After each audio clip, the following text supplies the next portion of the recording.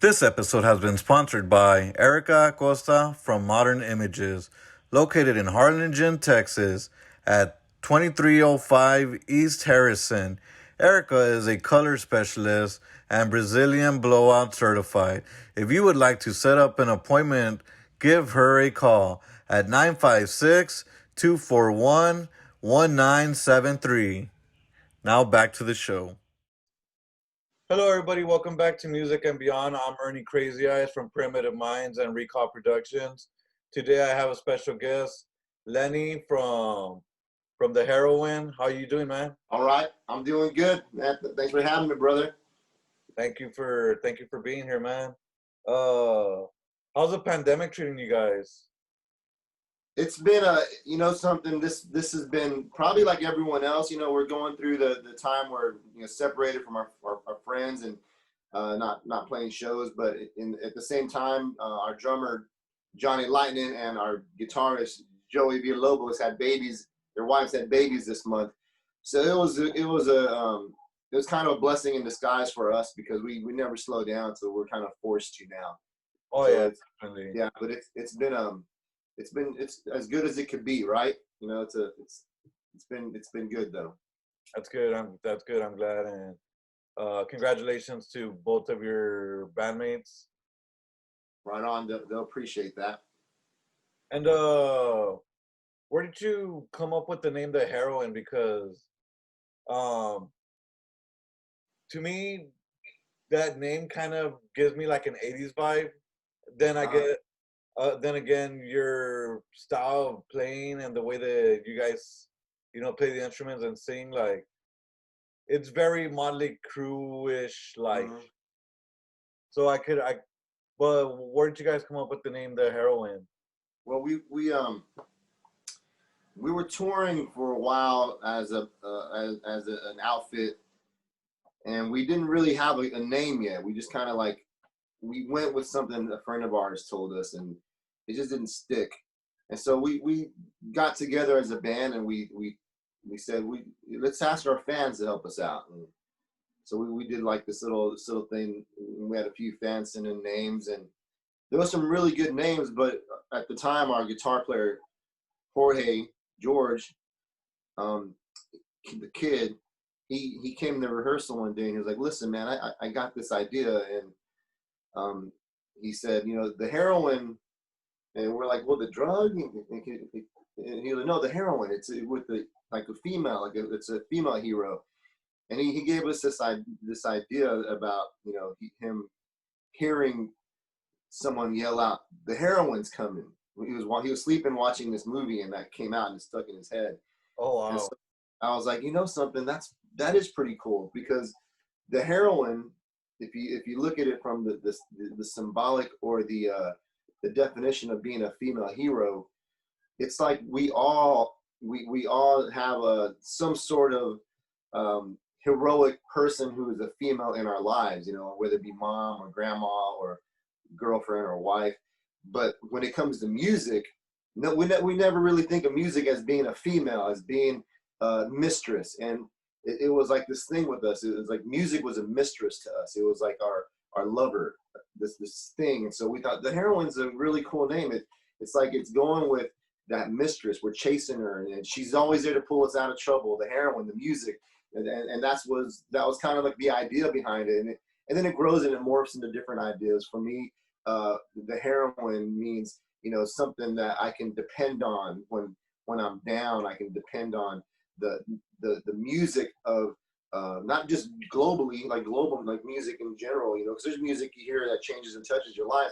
But like for me, the heroine, my bandmates, that has saved me from a lot of heartache, a lot of trouble. And so that's where the name the heroine comes from. That's where we get that idea of the heroine. That's crazy, It means a man. lot. I honestly didn't think I was gonna go in that deep, but I thought it was It's a honestly deep thing. drugs, so that's pretty cool. We signed to a label. We like the first couple of years we were a band, and the label had a problem with our name. They said, "Man, they're thinking of the drug, and they wanted us to change it." And we're like, "No, we're gonna keep it the same because it's the meaning. It means a lot, for Yeah, anyone." it doesn't have to be our music, but music has stepped in and helped people in certain ways. And not to get spiritual, but the Bible speaks of wisdom as a woman. Oh yeah, yeah, Wisdom is a woman. So why can't music be a woman that comes in and rescues you when you're down and gives you advice? That's where we get that idea from. yeah. That's amazing. Thanks, brother. Yeah. Wow. I kind of feel like you just blew my mind right now with Right on, man. Right that. on.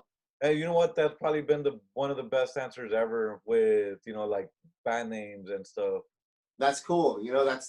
That means a lot, man. Really, we try and put a lot of thought and energy in what we're doing, and I think with that one thing, for sure the name is a symbolic meaning, and it morphs to different ideas as we're growing as a band.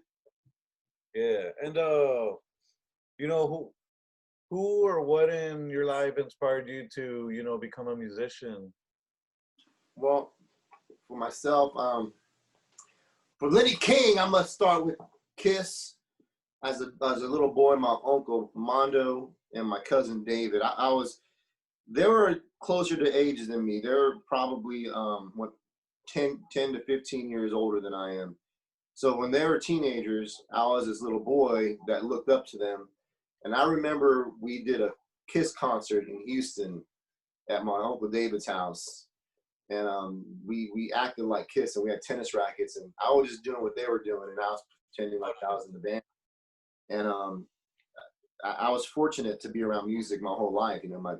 My grandparents had a piano in their house, and we messed around with it. And I had my uncle Simon was a musician, and he was probably my biggest influence when it came to learning music. And he when I was 13, he took me in and showed me some chords and introduced me to some bands. And after that, started playing in church, and that's really where I got my foundation was laid for music for me was in church, because that became to me like I don't know if you're aware of this, but in church, music is a very integral part of church.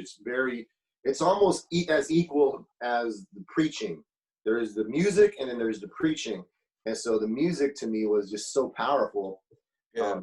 I think there was an awakening in me when I was 17.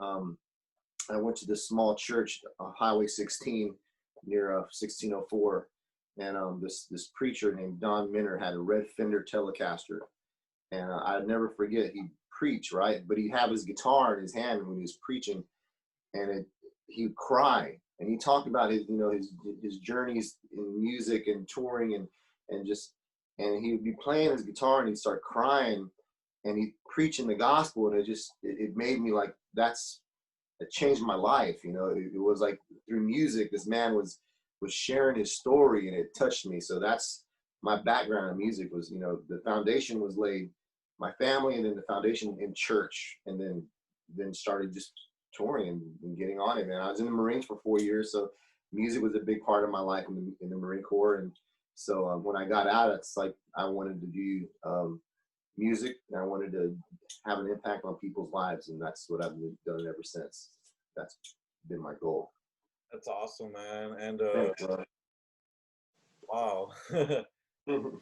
And how did you guys meet? As a band, and when in time did you guys okay, like we need to get together as a band, and we need to go out there and kill it.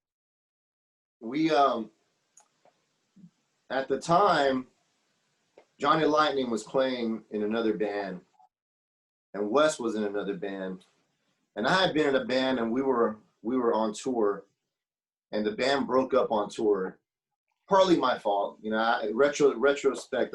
I think I probably made not that I made a bad decision to leave the band, but I made a decision that probably hurt people, and I probably could have done it a different way.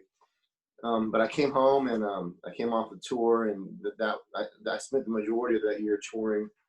And I came home, and I was mowing lawns and doing construction, and doing anything I could to provide for my family. And I knew Wes, and I knew George from another band, and Johnny Lightning, and we just decided to get together. And it was kind of a funny thing because our first show as a band, we played like we remodeled someone's roof. We did a roof to earn some money, Oh, and okay. we wanted to play this festival called the Milwaukee Metal Fest in Milwaukee.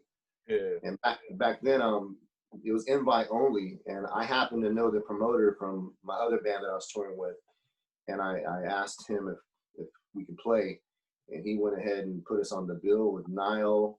Um, Nile was on the bill. Freaking Cattle Decapitated was on the bill. There was a what's that one band? There's super metal. Lamb of God was on the bill. Yeah.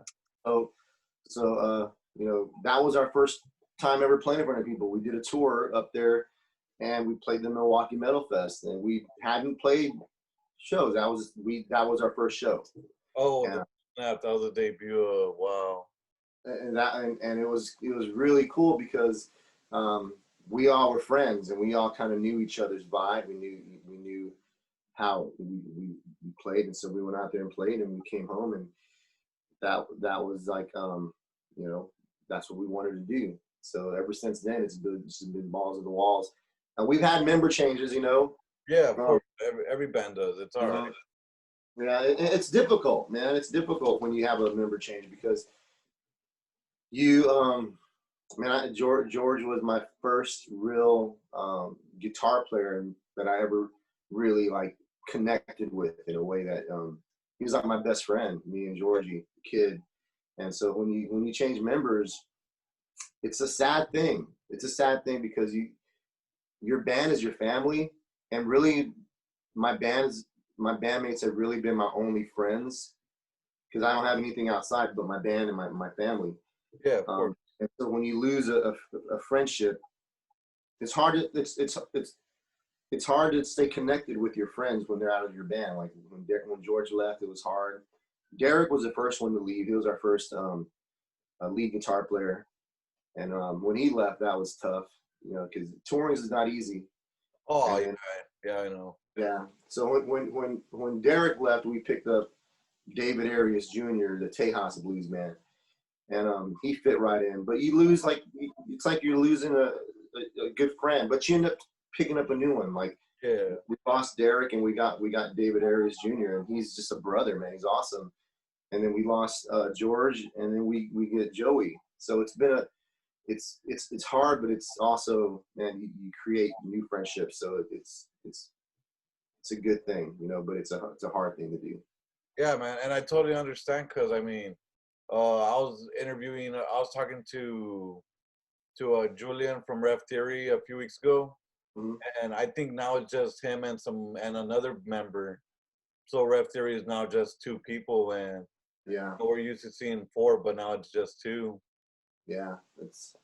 But you know what? It's good for your sound too because you're able to develop into, it stretches you in ways you haven't, you can't imagine. Now you're sounding like the old band, but you got this different angle, Yeah, and that's what these new members coming in, or if someone leaves, it makes you stretch as a musician, and so um, in that case, it's a good thing. It helps you grow, but the changes, yeah, bands are going to change. yeah, You're lucky to have bands that stick together for any forever. amount. Yeah, like Clutch, they have the original members, and um, Kiss. I know they've had member changes, but for the most part, them Motley Crue, those guys stuck together. So Yeah, it's a cool thing to see a band I was stay. gonna say Guns N' Roses, but I think, well, I mean, they did break up and then they came Yeah, back together finally. they got smart. They they needed that sound. Like POD is one of my Oh, favorite bands, and they yes, they have the same lineup. Marcus left the band for a while. And yeah, a funny story: when Marcus left POD, we had the same agent, and he connected us with Marcus on his new band that he was touring with. And Marcus ended up loving the Heroine, and he produced 2 songs for us, and he's been a very oh, big nice, fan. Yeah, Marcus has really helped open doors for us in a lot of areas. We had signed a deal with Universal Fontana in 2012, and we were in LA, and we had to go visit a Jay Baumgartner's recording studio. And Jay Baumgartner produced Korn, Limp Bizkit. He produced freaking No Doubt, and there's so many bands that he's done that are just Billboard, Yeah, platinum artists. And our manager happened to take us to NRG Studios to meet Jay, who was going to produce our record, and Marcus and POD happened to be there, and it was like a perfect scenario because Marcus talked us up to Jay. Like Marcus was like the heroine, and then Jay Baumgartner was just like, all right. So friends like that, and then they stuck together. He came back to the band, and they're writing and creating some good music still. yeah. So it'd be awesome.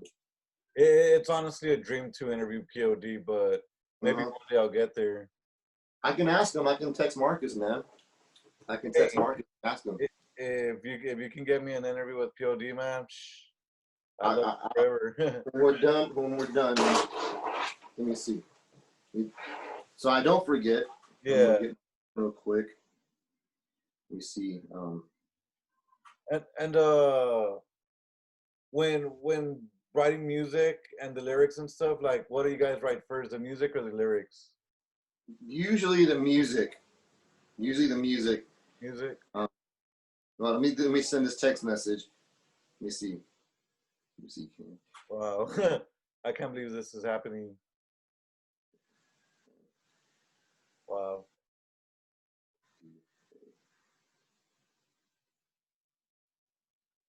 This is I'm gonna. Sometimes he texts right away. Sometimes it takes a little while. yeah. I honestly don't even know what to say because it's I just text him, and I don't know his schedule, but he may answer right away. But if he does, I'll let you know. yeah, yeah, But yeah, so with the heroine, it's been the writing process is probably it takes both angles because I'm a songwriter myself, and so when the band creates music, and it's usually we're just in rehearsal, and either someone has an idea um, or we just spontaneously come up with a riff or a music idea.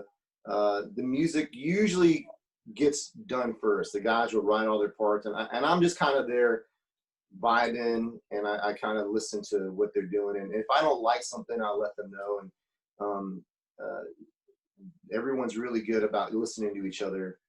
Um, so the music usually come first, and I'll either we'll record it or demo it on sometimes we do it on an iPhone, and yeah. then I'll home and I'll just listen to the music and I'll think of ideas.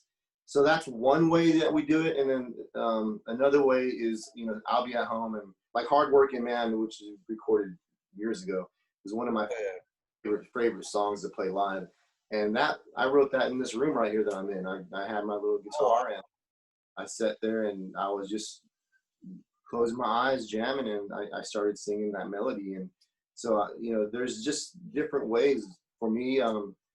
For me to write a song, though, I have to know the music. And if I don't learn the music, even if it's a heavy, real metal song, I have to learn it on the acoustic guitar because I sit there with my acoustic, and then I'll sit yeah. there and write my melodies and my ideas. Yeah, so that's how kind of it is for us. Now, when we're recording in the studio, a lot of times lyrically, I have ideas, and then say we're recording it, and Johnny Lightning's always with me when I do my vocals. The rest of the band usually won't be there, but Johnny Lightning is there with me, and him and I have this connection. He literally is family to me, and he'll tell me, hey, I don't like that. Try this. Hey, you're saying this. I don't know if I like that too much. So I let him guide me, and I take his advice. Sometimes I shouldn't, but sometimes I do, and that's kind of how it works. And then we'll come up with the melodies and lay it down, in the studio. Dude, your singing is wow. Man, thank you, I bro. I heard it. I'm just like, what the heck? Am I listening to Motley Crue? Something, man. That's really nice to hear because there's always no matter what you do, you always question, am I doing a good job? Am I Yeah. so thank you, bro. That's you know, are you play music? I don't. I just interview bands and I Uh, think you probably hear this a lot from musicians. Musicians are really insecure. Like you may maybe, and if they don't tell you, they're lying because you're putting yourself out there. And so when you do something like that, you want to make sure you're doing your best. And sometimes you can't really, you're not sure if you are. So, thank you for that. That's an encouragement to hear, bro. yeah, man, and I hang out with a lot of comedians, and I've been hanging out with a lot of comedians lately. Uh-huh. We hang out every week, and that's one thing they tell me because I'm kind of like the background guy, Hmm. just the interviewer that hangs out with the guys, and Yeah. they tell me like, dude, you know, when I was starting comedy, like I wasn't funny, Yeah. and people would tell me like, hey, you suck, and I'm just like, man, that's so crazy. And Yeah. I've gone up to open mics and done 5 minutes, and some parts are funny, but I just never found that punchline, and I Yeah. still haven't found it. And that's the thing with any kind of art that you do, you have to develop. Like Yeah, I took it took me a long time to develop into Linwood King. I was afraid I wasn't very good. I couldn't do the things that I can do now, and it just takes time.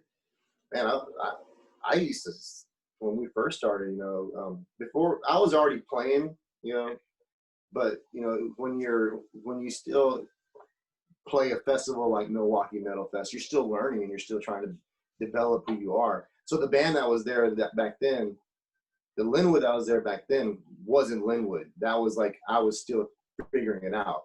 yeah, Right now, like we've hit our, we found our stride. I know who I am, and it's just a development. So you got time, bro. It's just sitting there and working it, practicing at home, and you're by yourself. Getting alone in your room, and I have myself. I created a space in my house where I have uh, soundproof walls, and I have lights, and I have microphones, and I have a big. I don't have it now because it broke, but a giant mirror, and I'd sit there and I'd perform by myself, and I'd sing, and I just developed. That's all it takes is like you get in there, get in your space, get in your little room or closet, and practicing your lines and your the stuff that I imagine it's the same thing as it would be for a singer or a performer because yeah. you're a performer, so it's just doing that kind of stuff is gonna make you better. So don't get down, bro. You Definitely. got this. And I guess maybe that's why I do the interview thing more now, because I mean, just this year alone, it's been. I think you're maybe like the 28th person I've interviewed this year so far. Right on. That's good. So like I appreciate all the band and I appreciate you and all the musicians, because this right here was just a dream and it's a reality. Yeah. Right on, man. And what are your plans for 2021? Can So we we maybe hear some new music? yeah, we're talking. We've had a couple of cool things happen. We got a recording contract offered to us from a pretty big label. It's a global label. Uh, Um, we didn't take it. We could have signed with the deal they were wanting us to sign with, but we decided to go about it on our terms. And so we ended up passing on that label. But we have a new label that we're talking to, and it seems like they're going to give us a fair split because that's important. As publishing is real important, and oh, so yeah. it's like they're going to give us a fair split. And so right now we're just writing, and we're going to record in 2021. We're hoping to come out with an entirely new LP, and a bunch of new merch line and a new record contract, and we're hoping that we just hit the ground running. But it's hard to tell really right now with touring, man. We've canceled 3 tours this year, so we're not even booking. We don't even like right now. We don't know what's going to happen in 2021 because all of our main contacts are in California, in Oregon, Yeah. and so we're still kind of like we don't know yet. So Dude, we probably must. this year I wanted to hit up all the Texas festivals and I wanted to finally go to River City Rock Fest. Mm-hmm.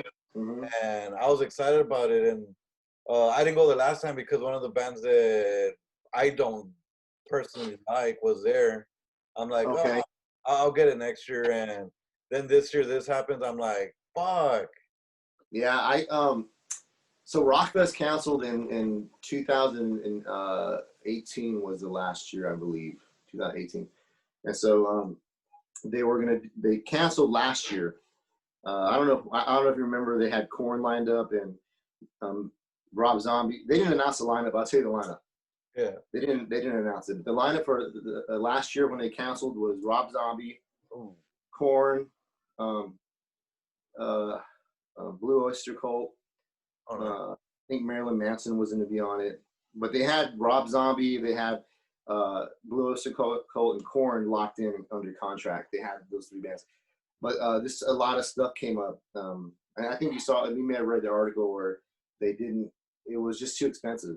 The Yeah. talent was too expensive. You know what? I think I added you around that time because I joined the River City Rock Fest thing. Mm-hmm. I remember, um, I think I was contacting you and I was trying to see if I can get like Yeah, like a badge or something I for. could have got like I've been contracting with Spurs Entertainment since 2011, and I could have totally hooked you up because they would give me like 100 tickets every year.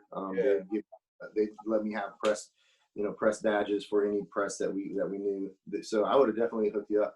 But the talent, it's not really the talent's fault. It's the booking agents, because when a booking agency's festival, they think big money, so they're trying to charge these giant prices for these bands.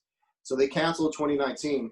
Well, when COVID hit in March, I reached out to Spurs Entertainment again, and I just said, "Listen, man, Texas is going to open up first, and Yeah. Texas is going to have concerts first. So let's do River City Rock Fest again." And they emailed me back saying, "You know what? I think we're going to do it. Stand by." Well, then I never heard from them again, and I don't like bothering people, man. Yeah, me either, man. I'll send you an email once in a while, but I was just like, right now, it's not going to happen. It's unless by some miracle, the powers that be decide to do it again. This Rockfest it's dead right now. It's not going to happen. But man, I wish it was, bro. I wish it was alive and still kicking. That was a big part of my career, Yeah. especially when, Have you guys ever played River City Rock Fest? yeah, man. I played it every year. Oh, Like every year, the Heroine started off playing the Rockfest. The first one, we played we actually played with Clutch and the Sword, and Clutch heard us play that first year, and they put us on tour with them. So it oh, was oh. pretty awesome. And then we did every year, and unfortunately, the uh, the main the main promoter for the event really liked me. Like for some reason, they just really liked me a lot, and I did all the press, I did all the radio for them, I did all the television for them. So they would let me. They'd be like, "Who do you want to play?" And of course, I tell them the Heroine, and then I'd also let them know that I have another band that I play with that I front called Linwood King and the Revival, and they put me on. They put both bands on every year, and if they let me hire or book local bands, I'd let them know the local bands that I liked, and they would reach out to them. And so I was real fortunate to be able to be a part of it. It was the 6 year. It was a 6 year run. Yeah. 7 got canceled, but it was we worked our way up, man. We started off on this tiny stage, and then we ending up we did the main stage 3 years in a row. So it Um, was I'm gonna have to send you one of the bands that I interviewed. One of my first interviews locally. mhm. Um, have been killing it, and they've opened up for the Offspring, Tantric. I think they opened Right up on. for Became as Romance. Those guys, Cool. those guys are amazing. Right on, man. I love hearing about new music, especially local talent in our hometown. Yeah, That's man, cool. it's gonna be awesome. And what is the most memorable moment in your, music career? It's gonna be in 2008. The Heroine had we were pretty well known in the region, because we've been touring and we're regionally pretty well known. But then in 2008, Motley Crue did this contest, and Guitar Center was a big part of it. And we kind of signed up on the fly. A buddy of mine sent me a link. He said, "Hey, sign up for this." So I signed up for it. And I remember we were hanging out. and I get this phone call from an 818 number, which is a Los Angeles number, and I answered it, and it was this kid named James Yao. He was like, "Hey, Linwood, this is James with Guitar Center," and I was like, "All right, what's up?" And he says, "Hey, I want you to know that we're gonna fly the Heroine out here to Los Angeles to do an audition." He's like, "We want you guys to audition, and we're gonna invite 30 other bands from around the country, and y'all are gonna audition. And we want to pick the best 6 bands." So we flew out to LA. They flew us out there. Man, we picked, limos were waiting for us at the airport, and went to a 5-star hotel in Beverly Hills, and we auditioned 30 bands at the Guitar Center in Hollywood, which is a really big guitar center. It's their national headquarters, and Oh wow. you know, no one knew who we were. And so we were playing in front of James Michael. He was the singer for 6 a.m. Yeah. and the other big wigs. And we were like the third to the last band. And I'll never forget this. We played, and we just went all in. And at the end of the set, we did 3 songs, right? And at the end of the set, I was on the floor sweating and tired, and everyone in the room stood up and were just cheering for us and clapping. So we're like, that was a cool thing. We got the invite back. They called me that night and said, "Hey, we want you to come back." So they flew us back there, and that's a setup for this next part. Yeah. They flew us back there to play in front of Motley Crue at the Whiskey A Go Go. Now we need you to perform in front of Motley Crue because they're gonna pick a band to go on tour with them, and you're gonna get a record deal out of it. So we got home. It was like everywhere. Everyone knew about the Heroine here in town. We were on the news. The Current was doing write-ups on us. All these people were calling us to interview us, and well, then they flew us back to LA. We got there again. Limos picked us up. We got to our hotel, and we're playing that next night at the Whiskey A Go Go in front of Motley Crue. So we got there, and this was a big impact for me because we're used to playing shows and being in front of people and festivals, but we've never been to a show where it was capacity like the Viper, such as landmark. I mean, like the Whiskey Go Go. The Whiskey Go Go is a landmark venue where every band in the 90s and 80s got their free start. And so, and Motley Crue was there. So we were able to get up there, and my dad flew out there. And my dad had been sick. He'd been real sick, but he was well enough to fly out there. So he flew out there, and my dad was always happy for me to play music, but he's always worried. Like, son, how are you going to take care of your family, son? How are you going to pay your bills, son? How are you going to? And so he was really worried about it. And so we flew out there. My dad got there. My mom was out there, and it was a the line was wrapped around the building, like down the street. It filled in. My parents were on the guest list, so they got in early, and it was such a good show for the Heroine. The band did so good. Friends of ours were like with the Motley Crue because they knew them. They're like, "Tommy Lee loved you guys," and I left there because my dad died after that show. He died 4 months later or 5 months later. So for me, that was rewarding knowing that my dad got to see me perform at that level. And then from there, we got endorsements and contracts, and we didn't get the tour. We weren't able to pick up on that tour. Some friends of ours ended up getting selected, but we got it just launched our career though. We started touring nationally, but that show was just a big impact for me because my dad, he saw that. And I think he knew that we were going to be all right. He knew the band was going to be fine. And that was a big deal. Amazing, man. Wow. Thanks, man. Thanks, but yeah, that was a touching show for me. Yeah, wow. Damn. And do you have any advice for the younger bands that are coming up? Mm-hmm. It's something where people are gonna. Anytime you do art, people worry about you. You know, your mom and dad, or people just think you're crazy. But it takes a little bit of craziness to step out and live your dream and follow your dream. So my advice would be to never quit. You know, if you hit a roadblock, you just try and understand why it's there and get over it, and don't don't let anyone stop you from being who you are as a musician and as a band and as a person. We did a show at South by Southwest, and uh, Wesley, our bass player, is a huge fan of Anthrax, and I can't remember the guy's name, but I know he was the drummer for Anthrax. Came and heard us play, Was and it then after we were Scott? at the bar. Yeah. No, No. not Scott Ian, not Scott Ian. Murillo, no, not Murillo. I think he was a drummer then. The drum is either the drummer or the bass. It wasn't Scott Ian though, but it was one of the guys from Anthrax. Yeah. West would know. But anyhow, they waited for us at the bar. They were like, "Hey, come to the bar." So we went to the bar, and the guy told us, "I'm gonna give you advice. I'm gonna give you some advice." And this advice stuck with us. His advice was, "Don't accept no from anybody. Don't accept no from anybody. You freaking F them. You just freaking do it. You keep going, and you don't accept no." And so that's been like our mantra. We don't accept no. We keep kicking down doors. So don't accept any negativity. Oh, You're a yeah. musician. Don't accept no. Just if you feel like this is what you're supposed to do, kick down them doors, man. Kick down the windows and get in there and make it happen. That's probably like the best advice ever. Right on, man. Right on, brother. And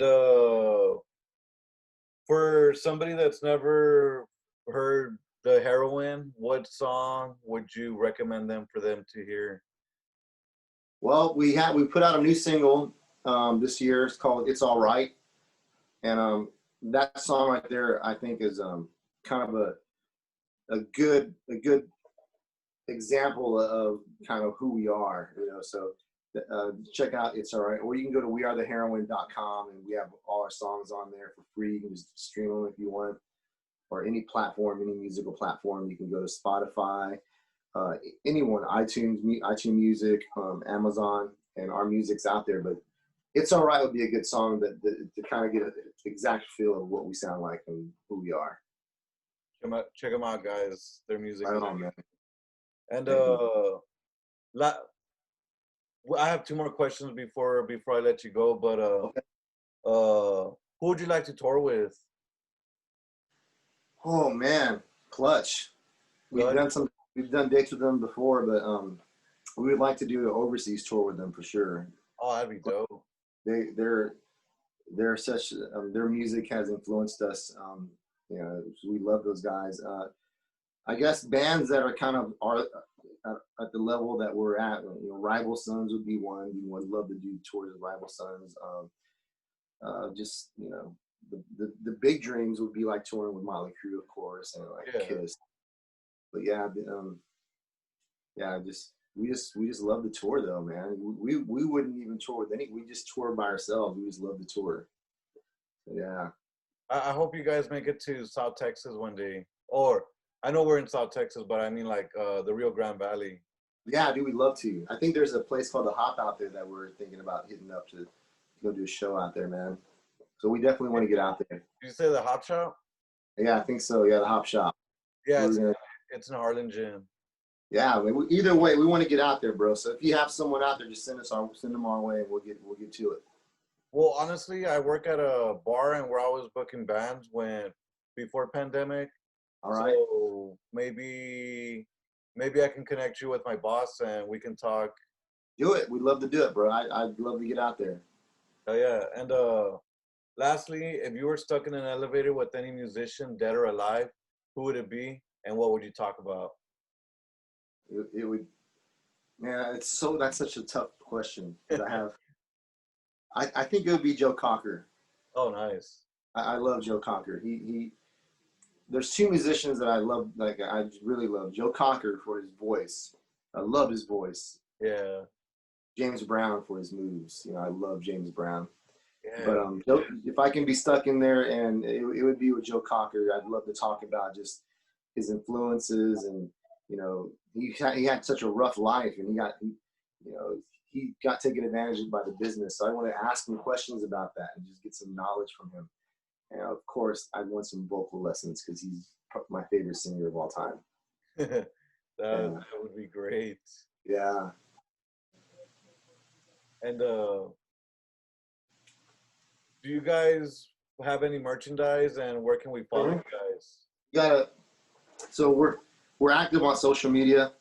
Uh, Facebook, we have our store there, and Facebook came up since the pandemic started. You know, there's not a lot of ways for bands or even retail stores to connect with people, small mom and pops. So Facebook started this program where they're really helping out artists and just mom and pop shops. So we have a store on Facebook. You can go there, you can follow us, and then just click shop, and all our merchandise is available. It ships within 3 days, and you'll have it like within a week. And that's all our merch is on there. So you can do that, or go to Spotify, not Spotify. Go to Instagram, same thing. Our links are there, and just follow those links, and you'll get our shop. And we'd appreciate the support, man. Yeah. Thank you everybody for listening to my interview Thank you, guys. with Lenny. Wait, did I say that right? Yeah, Linwood King, Linwood Presley King. There you go. Let's go with that. Linwood Presswood King. All right. And check them out. New music coming soon. Yes, sir. And remember, everybody, that without music, life would be a mistake.